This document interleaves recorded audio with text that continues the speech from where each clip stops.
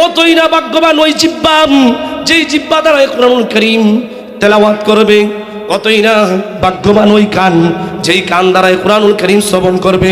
ফেরেশতারা তখনও আফসোস করা শুরু করলো, আহ কত সুন্দর এই কোরআন যার উপর নাজিল করা হবে, আর এই কোরআন অনুযায়ী তার যদি কেউ পারিবারিক জীবন, সামাজিক জীবন, ব্যক্তিগত জীবন, রাষ্ট্রীয় জীবন পরিচালনা করে, আল্লাহ রাব্বুল আলামিন দুনিয়াতে শান্তি এবং পরকালে মুক্তি দিবেন। জোরে বলেন আল্লাহু আকবার। এজন্য কোরআনুল কারীমকে প্রশ্ন করলাম, কোরআন তুমি বলো আমার হাবিবের নাম এই পৃথিবীতে আগমন করার আগে আমার নবীর নামটা কি ছিল একটু বলে দাও। কোরআনুল কারীম সুন্দর করে বলে দিবে, ওয়া ইয ক্বালা ঈসা ইবনু মারইয়াম ইয়া বনি ইসরাঈলা ইন্নী রাসূলুল্লাহি ইলাইকুম মুসাদ্দিকাল লিমা বাইনা ইয়াদাইহি মিনাত তাওরাতি ওয়া মুবাশশিরান বিরাসূল ইয়াতি মিন বা'দি ইসমুহু আহমদ। হযরত ঈসা আলাইহিস সালাতু ওয়াস সালাম যখন দুনিয়ার জমিনে ছিলেন, তখন বনি ইসরাইলকে বললেন, বনি ইসরাইল শোনো, ইন্নী রাসূলুল্লাহি ইলাইকুম, হে বনি ইসরাইল আল্লাহ পাক আমাকে নবী করে তোমাদের নিকট পাঠাইছে। ইন্নী রাসূলুল্লাহি ইলাইকুম মুসাদ্দিকাল লিমা বাইনা ইয়াদাইহি মিনাত তাওরাহ, আমাকে তাওরাত দিয়ে, হে বনি ইসরাইল আমাকে তাওরাত দিয়ে তোমাদের মাঝে নবী করে পাঠাইছে। এরপরে ঈসা আলাইহিস সালাতু ওয়াস সালাম বলেন, ওয়া মুবাশশিরা, ইন্নী রাসূলুল্লাহি ইলাইকুম মুবাশশিরা, আমি এমন এক নবীর আগমনের বার্তা তোমাদেরকে দেওয়ার জন্য আসছি। ইয়াতি মিন বা'দি ইসমুহু আহমদ, যে নবীর নাম হয়ে যাবে পৃথিবীর জমিনে আগমন করার আগেই আসমানের জমিন। চেয়ারম্যান বাড়ি জামে মসজিদ হযরতের মূল্যবান বয়ান পেশ করার জন্য সুবিধা অনুরোধ জানাচ্ছি। আসসালামু আলাইকুম ওয়া রাহমাতুল্লাহি ওয়া বারাকাতুহু। ইন্নাল হামদালিল্লাহ নাহমাদুহু ওয়া নাস্তাঈনুহু ওয়া নাস্তাগফিরুহু ওয়া নু'মিনু বিহি ওয়া নাতাওয়াক্কালু আলাইহি ওয়া নাউযু বিল্লাহি মিন শুরুরি আনফুসিনা ومن سيئات أعمالنا من يهده الله فلا مضل له ومن يضلله فلا هادي له ونشهد أن لا إله إلا الله وحده لا شريك له ونشهد أن سيدنا ومولانا محمدا عبده ورسوله صلى الله تعالى عليه وعلى آله وأصحابه وبارك وسلم تسليما كثيرا كثيرا. أما بعد فأعوذ بالله من الشيطان الرجيم. بسم الله الرحمن الرحيم. لقد كان لكم في رسول الله أسوة حسنة إلى آخر الآية. وقال رسول الله صلى الله عليه وسلم من أحب سنتي فقد أحبني ومن أحبني كان معي في الجنة أو كما قال النبي عليه الصلاة والسلام في شان حبيبه أمرا ومخبرا إن الله وملائكته يصلون على النبي يا أيها الذين آمنوا صلوا عليه وسلموا تسليما. اللهم صل على محمد وعلى آل محمد كما صليت على إبراهيم وعلى آل إبراهيم إنك حميد مجيد. اللهم بارك على محمد وعلى آل محمد كما باركت على إبراهيم وعلى آل إبراهيم إنك حميد مجيد ربي زدني علما ربي زدني علما ربي زدني علما ربي اشرح لي صدري ويسر لي أمري واحلل عقدة من لساني يفقهوا قولي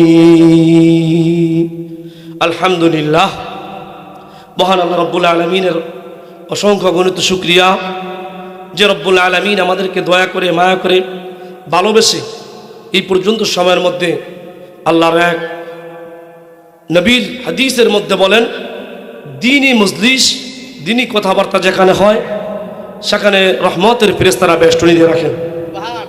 আল্লাহ পাক রব্বুল আলামিনের রহমত সেখানে বর্ষিত হইতে থাকে। এই রহমতময় বরকতময় মজলিসে আমরা আসতে পেরে খুশি না বেজার? এজন্য মহান মনিবের দরবারে শুকরিয়া জ্ঞাপন করি, বলি আলহামদুলিল্লাহ। লক্ষ কোটি দুরুদ ও সালাম মানবতার মুক্তির দূত উম্মতের কান্ডারি দয়ার নবী মায়ার নবী রাহমাতুল লিল আলামিন ওই নবীর উম্মত হইতে পেরেছি, এজন্য বিশাল বড় এক সৌভাগ্যের ব্যাপার।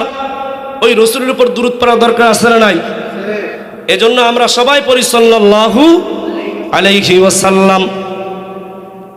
সম্মানিত হাজিরিন, সময় খুব অল্প এবং সংকীর্ণ, এজন্য কোরআন ও হাদিস থেকে কিছু কথা আল্লাহ পাক আমার মুখ দিগের জন্য বাইর করে দেয়, আপনারা যদি ধৈর্য সহকারে শুনতে পারেন। এজন্য রব্বুল আলামিনের দরবারে শুকরিয়া ও তৌফিক কামনা করি, আল্লাহ পাক যেন আমাদেরকে ধৈর্য তৌফিক দান করে, বলে আল্লাহুম্মা আমিন। সম্মানিত হাজিরিন, কথা শুরু করার আগে আমি আপনাদের মাঝে একটা কথা বলি। একজন কবি বলেন, মায়ুসে না হো আখলে জমি আপনি খতা সে, মায়ুসে না হো আখলে জমি আপনি খতা সে, তকদীরে বদল জাতি है मुझतर की दुआ से, तकदीरे बदल जाती है मुझतर की दुआ से, अंदाजा बाया गरचे अगर शौके बहुत है, अंदाजा बाया गरचे अगर शौके बहुत है, शायद के उतर जाए तेरे दिल में मेरी बात, शायद के उतर जाए तेरे दिल में मेरी बात। কবি বলেন, ও দুনিয়ার মানুষ, এই কবির কথাটা আল্লাহ পাক রব্বুল আলামিনের আয়াত থেকে নিয়েছে। কবি বলেন, ও দুনিয়ার মানুষ, তোমরা যে যত অন্যায় অপরাধ করেছো তোমাদের গুনাহের প্রতি, তোমরা যে যত বেশি অন্যায় অপরাধ করেছো, কিন্তু রব্বুল আলামিনের রহমতের থেকে বেশি গুনাহ করো নাই। এজন্য মায়ুস হয়ে যাও না, অপরাধ কথা মনে করো না যে এত গুনাহ করছি আল্লাহ আমাকে মাফ করবে না, এটা করার কোনো কারণ নাই। কারণ আপনার আমার গুনাহ যত বেশি, এর চাইতে হাজার হাজার কোটি কোটি রহমতের দরিয়া আল্লাহ পাক এর চাইতে বেশি। জোরে সুবহানাল্লাহ। এরপরে বলেন, আমার হয়তো কিছু ভাঙ্গাচোরা কথা, হয়তো সুর রং ডুং না থাকতে পারে, কিন্তু আপনার দিলের মধ্যে রাখাপাত করতে পারে। এজন্য রব্বুল আলামিন বলেন, লাকাদ কানা লাকুম ফি রাসূলিল্লাহি উসওয়াতুন হাসানা। ও দুনিয়ার বান্দা বান্দি শোনো, তোমাদের মাঝে আমি একজন রাসূল প্রেরণ করেছি, আমার নবীকে প্রেরণ করলাম। ওই নবীর আদর্শ হলো তোমাদের জন্য মডেল, ওই নবীর আদর্শ হলো তোমাদের জন্য মুজিজা, ওই নবীর আদর্শ হলো তোমাদের জীবন ব্যবস্থা। এজন্য যে যত বেশি নবীর আদর্শ অনুসরণ অনুকরণ করতে পারবে, কিয়ামতের ময়দানে রাসূলুল্লাহর সাথে তত বেশি থাকবে। বলেন সুবহানাল্লাহ। এমন এক রাসূল আল্লাহ পাক আমাদেরকে দিয়েছেন, যে নবীর উম্মত হওয়ার জন্য অন্যান্য নবীরা পর্যন্ত পাগল হয়ে গেছে, অন্য নবীরা পর্যন্ত আল্লাহর কাছে দরখাস্ত করেছে রব্বুল আলামিন নবী না বানাইয়া যদি আখিরি জামানার পয়গম্বরের উম্মত বানাইতেন তাহলে ধন্য হয়ে যেতাম। ঠিক তেমনি ভাবে আমরা কোনো আল্লাহর কাছে দরখাস্ত করি নাই, এমন এক রব পাইলাম রব পায়া রাজি হয়ে গেলাম, এমন এক নবী পাইলাম যে নবী পায়া যদি আমরা রাজি হয়ে যাই, এমন এক দিন পাইলাম ওই দিন পায়া যদি আমরা রাজি খুশি সন্তুষ্ট হয়ে যাই, রাব্বুল আলামিন বলেন আমার ওই বান্দা বান্দির জন্য আমি জান্নাত ওয়াজিব করে দিব। জোরে বলেন সুবহানাল্লাহ। এজন্য নবী আলাইহিস সালাতু ওয়াস সালাম বলেন যে ব্যক্তি ফজরের নামাজের পরে তিনবার এই দুরূদ শরীফটা পাঠ করবে, রাদিতু বিল্লাহি রাব্বা, নবী বলেন আমার কোন উম্মত যদি এই কথাটা বলে রাদিতু বিল্লাহি রাব্বা, এই আরবি ইবারতের অর্থ হলো যে রবকে পাইয়া সে রাজি হয়ে গেছে, খুশি হয়ে গেছে। ওয়া বিল ইসলামি দীনা, ইসলামকে দিন পাইয়া ইসলামকে দিন স্বরূপ মাইনা যে ব্যক্তি রাজি হয়ে গেল, সন্তুষ্ট হয়ে গেল।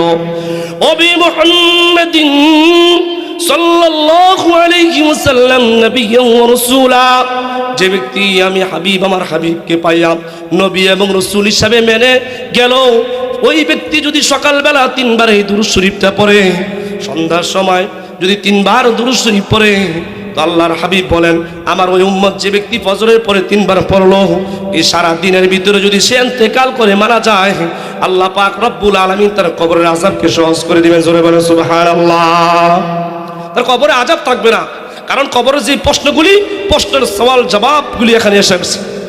আপনাকে এই প্রশ্নই করবে যে ব্যক্তি নাকি মাগরিবের নামাজের পর তিনবার এই দুরূদ শরীফটা পাঠ করবে, অর্থাৎ আমার রব হলেন আল্লাহ, আমার দিন হলো ইসলাম, আমার নবী হলেন মুহাম্মাদুর রাসূলুল্লাহ সাল্লাল্লাহু আলাইহি ওয়াসাল্লাম, আমার নবী হলেন আমার নবী এবং নবী রাসূলকে পাইয়া আমি রাজি সন্তুষ্ট হয়ে গেলাম। আল্লাহ বলেন এই উম্মত, এই আমার বান্দা বান্দি দুনিয়ার জমিনে আমি রবকে স্বীকার করে নিছে, দিনকে ইসলাম হিসেবে পাইয়া স্বীকার করে নিছে, আমার হাবিবকে পাইয়া স্বীকার করে নিয়েছে, তাহলে প্রশ্নের জবাব তারা দেওয়ার হয়ে গেছে। ও ফেরেশতারা, আমার ওই বান্দা ওই বান্দির যে সওয়াল জবাবের প্রশ্ন আগের উত্তর দিয়ে দিয়েছে, তার আর কোনো সওয়াল জবাব হবে না। জোরে বলেন সুবহানাল্লাহ। সম্মানিত হাজরিন, এজন্য আমরা সর্বপ্রথম দুনিয়াতে যেহেতু অল্প সময় আমাদেরকে হায়াত দিয়ে আল্লাহ পাক রব্বুল আলামিন এই দুনিয়ার জমিনে প্রেরণ করেছেন, সর্বপ্রথম আমরা আল্লাহকে চিনব, এরপর রাসূলুল্লাহ সাল্লাল্লাহু আলাইহি ওয়াসাল্লামকে চিনব।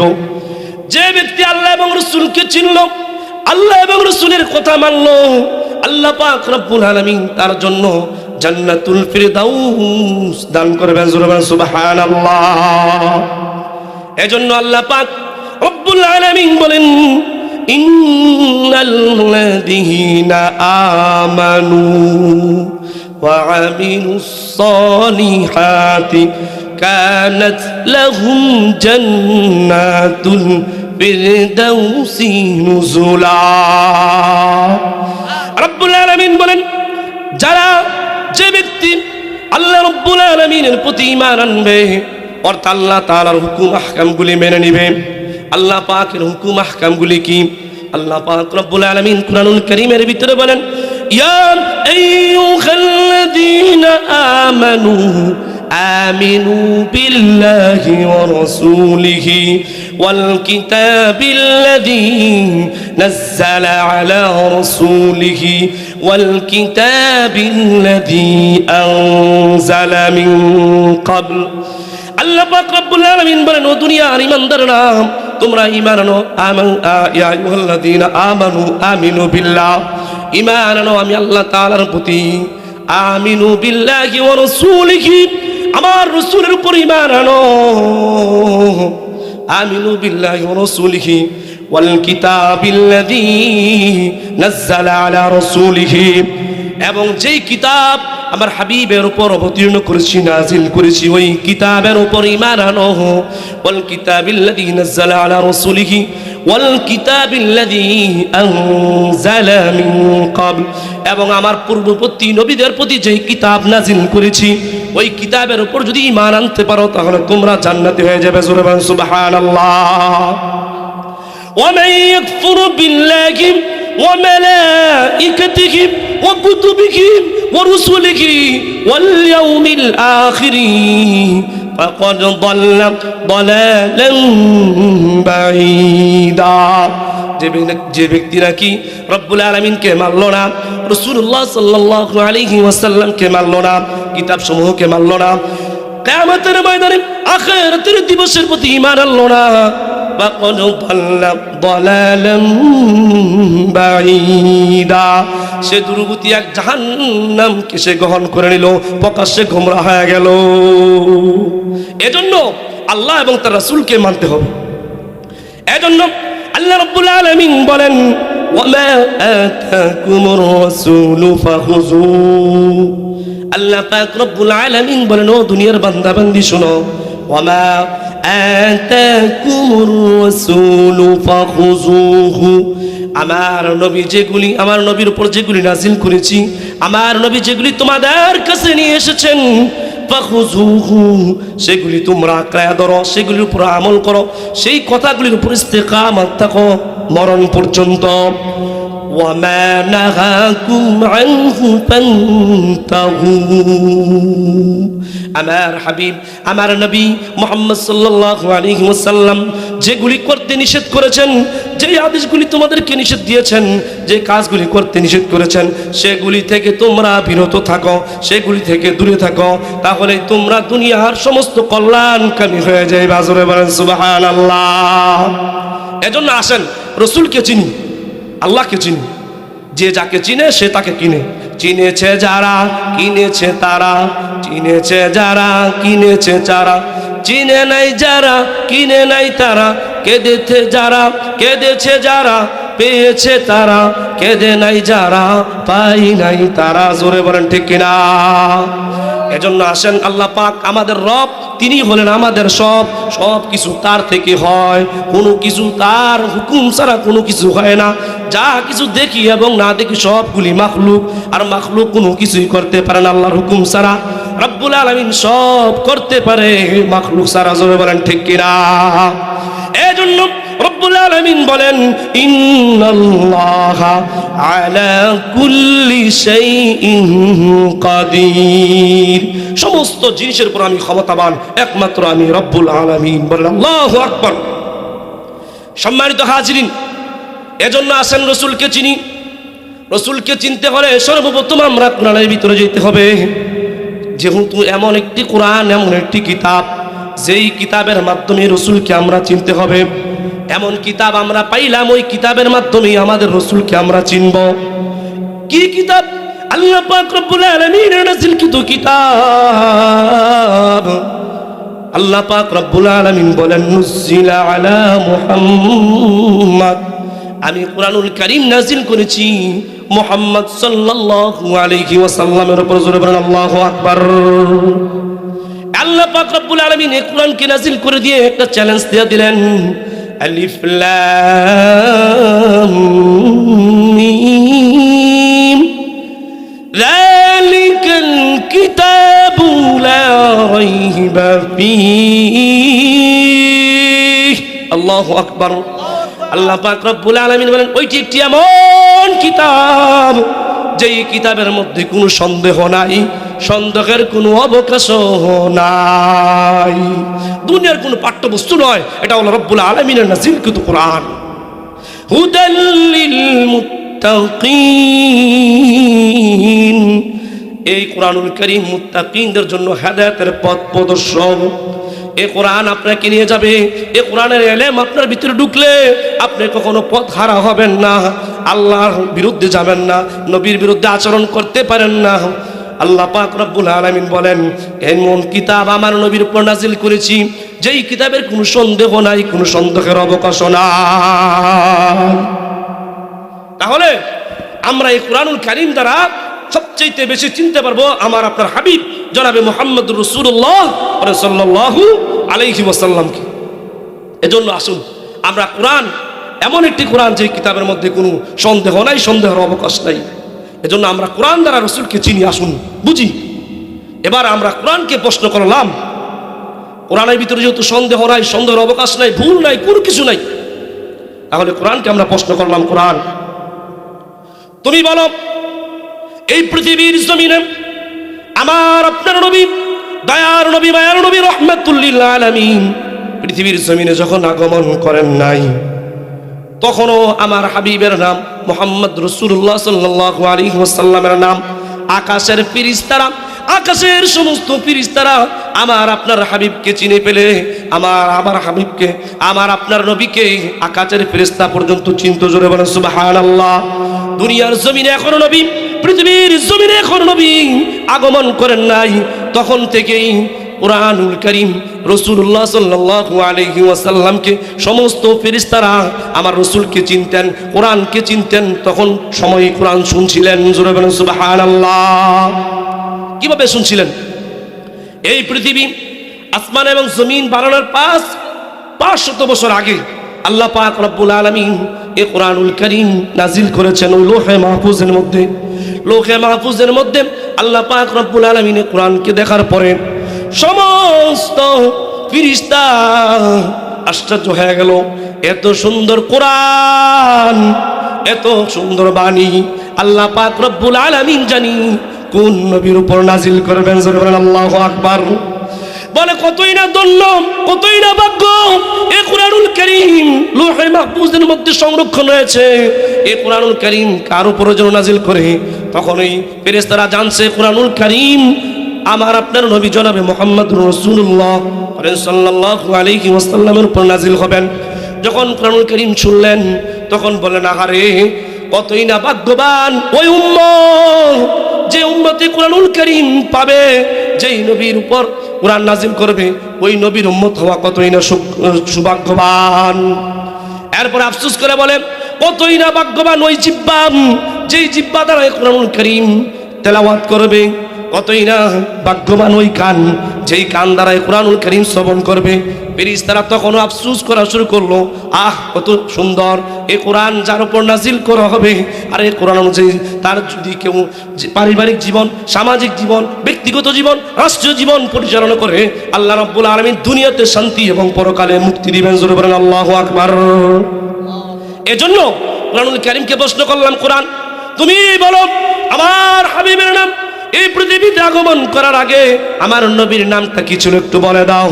কুরআনুল কারীম সুন্দর করে বলে দিবে, ওয়া ইয ক্বালা ঈসা ইবনু মারইয়াম ইয়া বনি ইসরাঈলা ইন্নী রাসূলুল্লাহি ইলাইকুম মুসাদ্দিকাল লিমা بين يدي من التوراة ومبشرا برسول يأتي من بعد اسمه أحمد।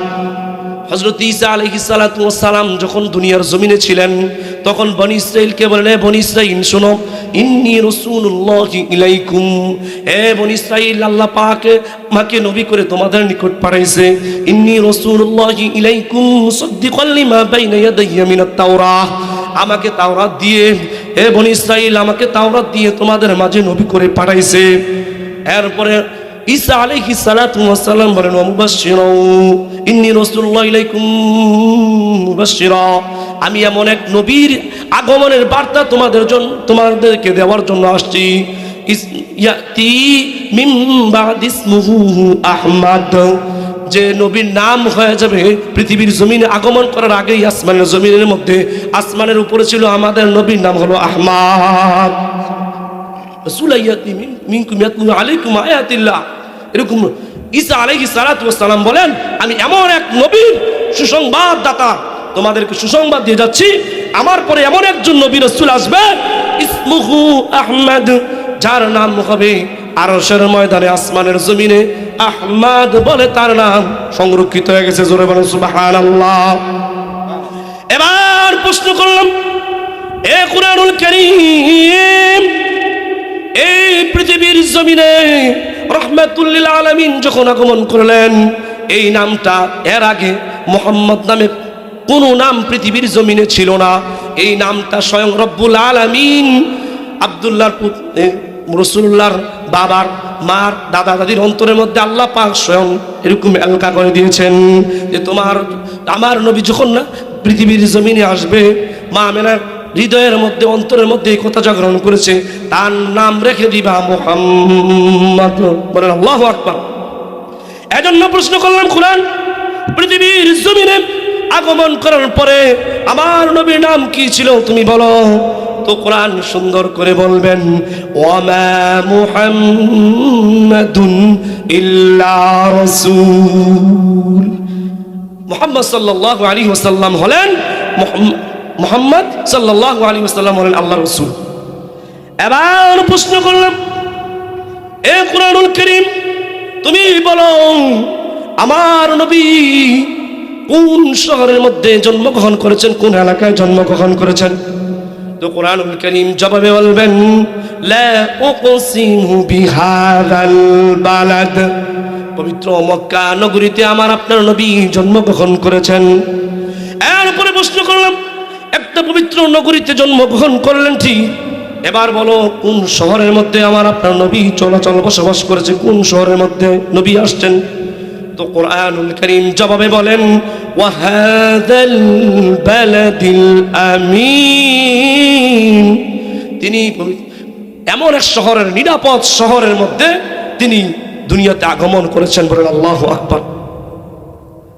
সম্মানিত হাজিরিন, এরপরে আমরা জিজ্ঞাসা করলাম, কোরআন তুমি বলো এই নবী তো দুনিয়ার জমিনে আইসা মানুষকে দ্বীনের পথে দাওয়াত দিয়েছেন, দাঁড়ে দাঁড়ে বারে বারে গিয়া মানুষের কথাগুলি, দ্বীনের কথাগুলি বলছেন।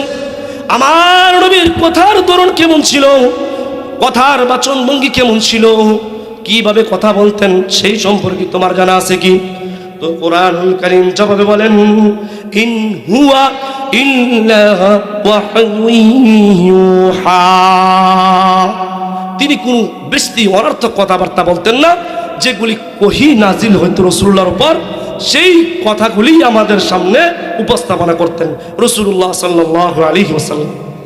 এজন্য কবি বলেন, মুহাম্মদ হারগিজ না গুফতা তা না গুফতা জিবরাইল, মুহাম্মদ হারগিজ না গুফতা তা না গুফতা জিবরাইল, জিবরাইল হারগিজ না গুফতা তা না গুফতা রব জলিল। মুহাম্মদ সাল্লাল্লাহু আলাইহি ওয়াসাল্লাম কোনো কথাই বলতেন না আল্লাহ পাকের হুকুম আর ওহী ছাড়া। বলেন আল্লাহু আকবার। এরপরে আমরা প্রশ্ন করলাম, ও কুরআন তুমি বলো আমার নবী এই পৃথিবীর জমিনের মধ্যে অনেক জায়গায় ভ্রমণ করেছেন, দ্বীনের দাওয়াত দিতে গিয়া তায়েফের ময়দানে দৌড়াইছে, বনি কুরাইজার মধ্যে দৌড়াইছে, অনেকগুলি যুদ্ধ জিহাদের মধ্যে শরীক হইছে, অনেক জায়গায় সফর করেছেন। আমার নবী কোন কোন জায়গার মধ্যে সফর করেছেন তোমার কি সম্পর্কে জানা আছে কি? কুরআনুল কারীম জবাবে বলেন, সুবহানাল্লাযী আসরা বিআবদিহি লাইলান মিনাল মাসজিদিল হারাম ইলাল মাসজিদিল আকসা الذي باركنا حوله لنريه من آياتنا إنه هو السميع البصير। পবিত্র সত্তা তিনি, যিনি তার বান্দাকে মসজিদে হারাম থেকে মসজিদে আকসা পর্যন্ত ভ্রমণ করেছেন। জোরে বলেন আল্লাহু আকবার। মসজিদে মুকাররমা বাইতুল্লাহ শরীফ থেকে আমার আপনার নবীকে ভ্রমণ করিয়েছেন, সফর করিয়েছেন ইলাল মসজিদিল আকসা, মসজিদে আকসা বাইতুল মাকাদিস পর্যন্ত আমার আপনার নবীকে ভ্রমণ করেছেন, সাইর করেছেন, এরকম দেখাইছেন, নিদর্শনগুলি দেখাইছেন। আল্লাযী বারাকনা হাওলাহু লিনুরিয়াহু মিন আয়াতিনা, আল্লাহ পাকের নিদর্শন দেখাইয়া দিয়েছেন। আল্লাহ পাকের নিদর্শন, সমস্তগুলি নিদর্শন নমুনা আল্লাহ পাকের হাবিবকে তিনি দেখায় দিয়েছেন। ইন্নাহু হুয়াস সামিউল বাসীর, আল্লাহ বলেন আমি সব কিছু শুনি এবং দেখি। তাহলে রাসূলুল্লাহ সফর করেছেন বাইতুল্লাহ শরীফ থেকে, মক্কায় মুকাররমা থেকে মসজিদে আকসা পর্যন্ত। এবার প্রশ্ন করলাম, ও কুরআনুল কারীম এটা তো দুনিয়ার জমিনে সফর করেছে, এটা তো দুনিয়ার জমিনে সায়র করেছে, ভ্রমণ করেছে, আরো কিছু রাসূলুল্লাহ ভ্রমণ করেছে কিনা? তো কুরআনুল কারীম জবাবে বলেন, হ্যাঁ তিনি বাইতুল মাকদিস থেকে, মুকদ্দাস থেকে প্রথম আসমান পাড়ি দিলেন, দ্বিতীয় আসমান পাড়ি দিলেন, তৃতীয় আসমান, চতুর্থ, পঞ্চম, ষষ্ঠ, সপ্তম আসমানের উপরে যাইয়া তিনি সিদরাতুল মুনতাহা পর্যন্ত ভ্রমণ করেছেন। জোরে বলেন সুবহানাল্লাহ। সিদরাতুল মুনতাহা পর্যন্ত তিনি ভ্রমণ করেছেন। আচ্ছা মাইকটি বন্ধ করে, আর 5 মিনিট করা যায় না? মাইকটি বন্ধ করে স্পিকারটি শুধু নাই।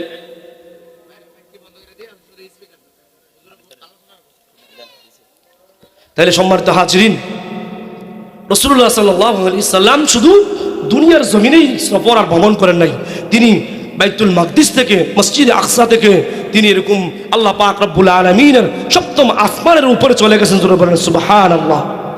মেরাজের যে ঘটনাগুলি, রাসূলুল্লাহ বাইতুল মাকদিস থেকে সপ্তম আসমানের উপর তিনি জিবরাইল সহকার তিনি চলে গেলেন সেই সপ্তম আসমানের উপর। সেই জায়গাটার নাম হলো ইনদা সিদরাতিল মুনতাহা, সিদরাতুল মুনতাহা পর্যন্ত তিনি চলে গেলেন। এবার প্রশ্ন করলাম, এটা তো শুধু সিদরাতুল মুনতাহা পর্যন্ত, আমরা জানি যে রাসূলুল্লাহ সাল্লাল্লাহু আলাইহি ওয়াসাল্লাম আরশে আজিমে পর্যন্ত ভ্রমণ করেছেন। জোরে বলেন ঠিক কিনা? কোরআন তুমি বলো, সিদরাতুল মুনতাহা সপ্তম আসমানের উপর, এই সপ্তম আসমানের উপর থেকে আমার আপনার হাবিব কোথায় গেছে? এই কোরআন তুমি বলে দাও তো। কোরআনুল কারীম বলেন, ফুম্মা দানা ফাতাদাল্লা ফাকানা কাবা কাউসাইনি আও আদনা। আল্লাহর হাবিব সাল্লাল্লাহু আলাইহি ওয়াসাল্লাম তিনি সিদরাতুল মুনতাহা থেকে আরশে আজিমে রব্বুল আলামিনের সাথে সরাসরি সাক্ষাৎ করেছেন। জোরে বলেন আল্লাহু আকবার। এরপরে রাসূলুল্লাহ সাল্লাল্লাহু আলাইহি ওয়াসাল্লাম এরকম চেহারা মুবারকটা কেমন ছিল? কোরআন তুমি বলো, ওনার চেহারা মুবারকটা কেমন ছিল একটু বলো তো। তো কোরআনুল কারীম সুন্দর করে বলবেন, ওয়াদ-দুহা ওয়াল লাইলি ইযা সাজা। হ্যাঁ, রাসূলুল্লাহ সাল্লাল্লাহু আলাইহি ওয়াসাল্লামের চেহারা এত সুন্দর, পূর্ণিমা চাঁদ এরকম সূর্য থেকে আরো বেশি অধিক সুন্দর ছিলেন। বলেন সুবহানাল্লাহ। এবার বললাম কোরআন